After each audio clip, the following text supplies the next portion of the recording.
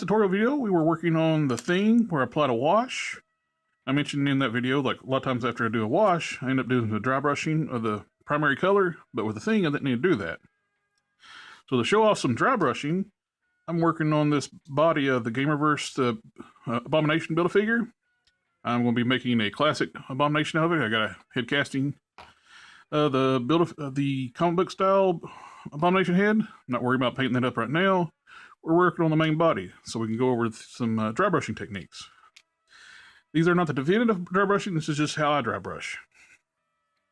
So I already applied a wash to the base of the body. I did it on the live stream, last live stream. So it's already got one step done. So I'm going to start doing some dry brushing extra color. And I got some Testors Model Master Acrylic, green zinc chromate. This is I already did the one arm. After the dry brushing, the wash, I dry brushed the green zinc. Really brings a nice depth of color onto the parts, especially with all this sculpted detail. Really great for dry brushing. Now let's work on the rest of the parts. What I got an old soft bristle brush. They actually, I was watching Customs by Matchu, and he showed these really cool brushes Green Stuff makes, especially for dry brushing. I haven't ordered any of those yet, so I'm just going to be using these old fat bristle brushes. So let's get started. With dry brushing, you don't want a lot of paint on your bristles. So I keep a piece of scrap paper or plastic, anything I got laying around. Take your paint and basically just get your brush wet. Dab off excess onto your scrap paper. Key is keeping your paint light. And just do light strokes.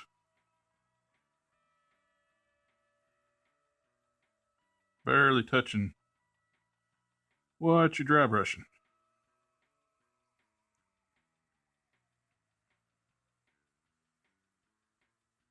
And there you go, you can see all the nice color coming out.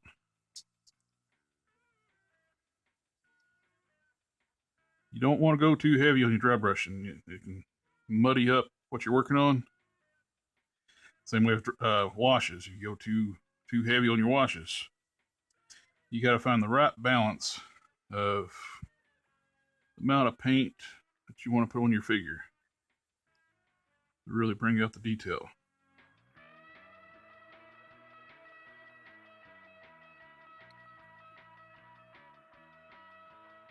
Sometimes it's best to go in one direction, but if you're careful, you can do both. Just keep your brush not putting too much pressure on one spot.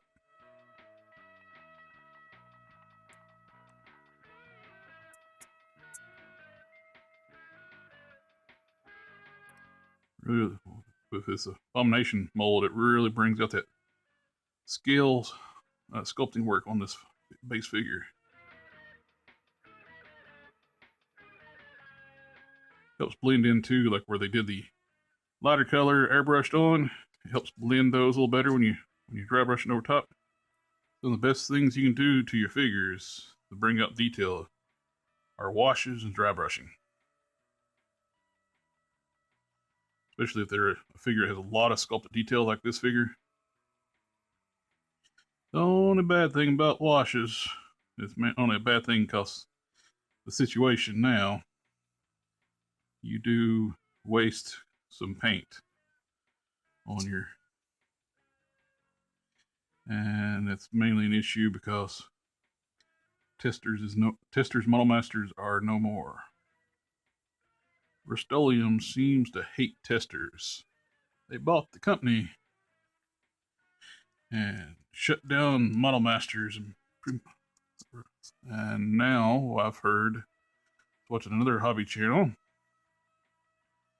middle of the month, what Testors is left, they're doubling the price, like nearly double price, like 45% increase on the paints out there. So they're bound and determined to kill what's left of testers. So if you see Model Masters acrylics and you like hobby stuff, get what you can. Because it is no more, sadly. They had such great variety of shades and colors.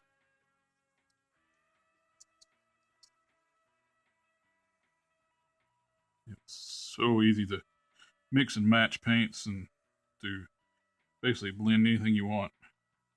I was able to, the Doctor Strange, Classic Strange I was working on, and I was able to easily mix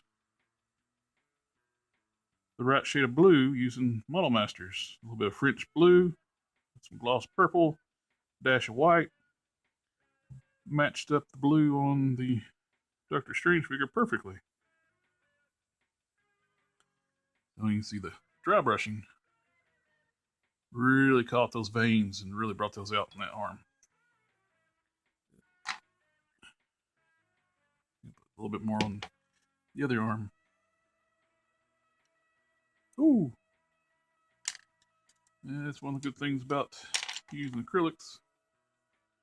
Two, you have a mistake. There we go. I was able to wipe it off before it dried. Water-based paints are wonderful for no matter how long you've been doing this, stuff, accidents happen.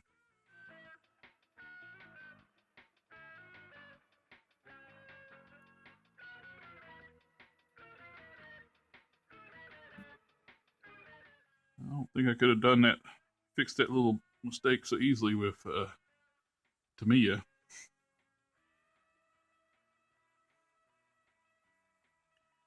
It's not as forgiving. You can't really use Tamiya straight out of the bottle either. Not my experience. You gotta thin that stuff down some when you're working on it, working with it. That looks really nice. Really brings out all that beautiful detail in this figure. The only issue I ever had with this mold here, besides it being the Game Reverse, swapping out the head, they didn't put any sculpted detail on the joints, like on the arms. Most of the time they'll put some sculpted detail on the hinge itself, but not on this one. In my bottle paint. Touch up on the other arm, already done. This was my test piece, basically to see how this lighter green would look on here, and I like it a lot. Okay, onto the hands. Beautiful details.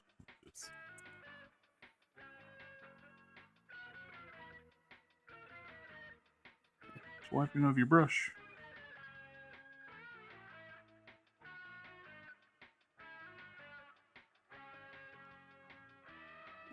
And the thing about at least with, I noticed with Model Masters, it will go on brighter, but it'll dry a darker color.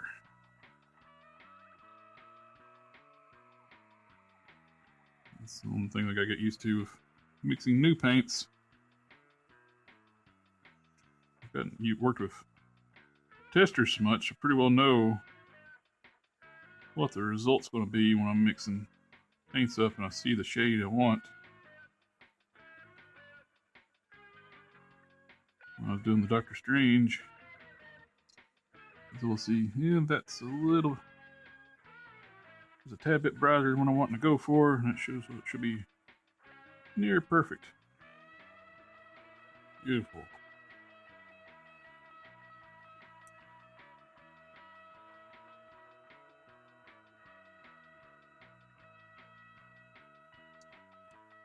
Shame they haven't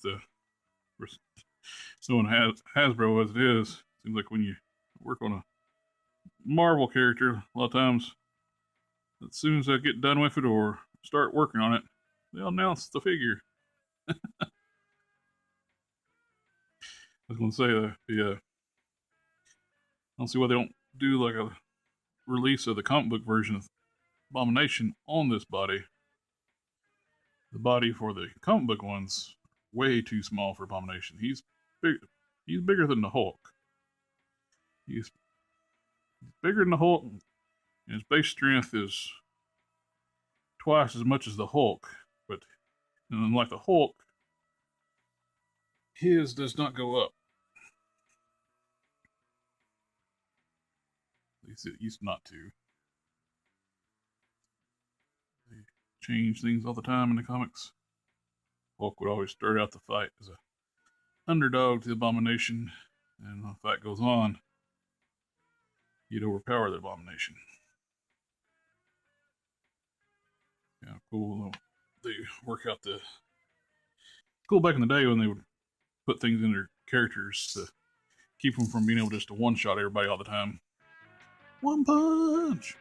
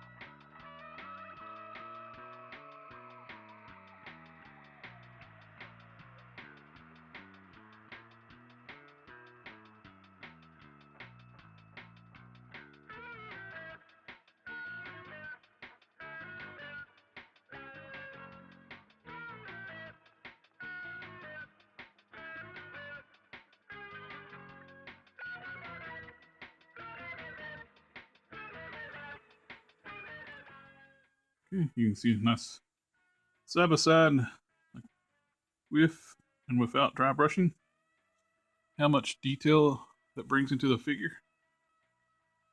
We'll go ahead and finish up the dry brushing of the light green onto the Abomination, and we'll take a look, see how it looks afterwards. Okay, we have all the parts dry brushed. That green, light green really picks up all the detail on the Abomination figure. Dry brushed inside the knees, got the legs done,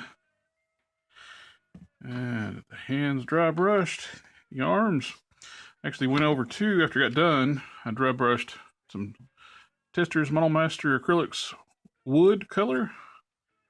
Pretty much perfect match to the lighter tones on the Abomination. Dry brushed some of that over top of the chest and the arms. I think it turned out really nice. Probably end up dry brushing some dark blue on the trunks. And a lot of times the Abomination has blue trunks depicted in the comics. Both the SDC one and the Build-A-Figure version, the previous comic book version, has blue trunks. So a little bit of blue dry brushing should bring it out. And after that, I'm going to detail the nails and a few spikes, and the body will be done. Anyway, thank you for taking the time to watch the video. Like, share, comment, subscribe, and I'll catch y'all next time.